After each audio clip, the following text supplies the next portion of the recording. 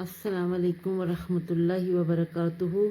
ہمارا آج کا نیکسٹ لیسن ہے۔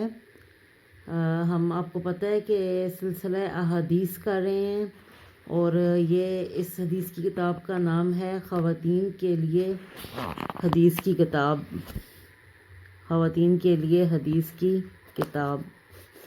تو آج ہم اس میں کر رہے ہیں نیکسٹ حدیث ہے، اللہ کے سوا کسی کو سجدہ جائز نہیں۔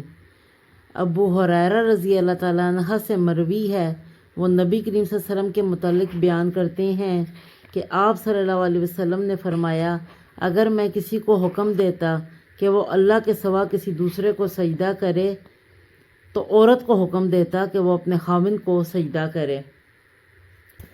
تو اس کی تفصیلات اس طرح سے ہیں کہ اس حدیث سے جہاں شوہر کا مقام و مرتبہ واضح ہوتا ہے، وہاں یہ بھی ثابت ہوتا ہے کہ اللہ تعالیٰ کے سوا کسی دوسرے کو سجدہ کرنا حرام ہے۔ بعض خواتین درباروں پر جا کر قبر کو سجدہ کرتی ہیں، جو کہ صریحاً شرک ہے۔ بعض لوگ کہتے ہیں کہ سجدہ عبادت غیر اللہ کے لیے حرام ہے، تاہم سجدہ تعظیم کی گنجائش موجود ہے، لیکن یہ موقف مردود ہے۔ شریعت محمدیہ میں غیر اللہ کو کسی قسم کا سجدہ جائز نہیں۔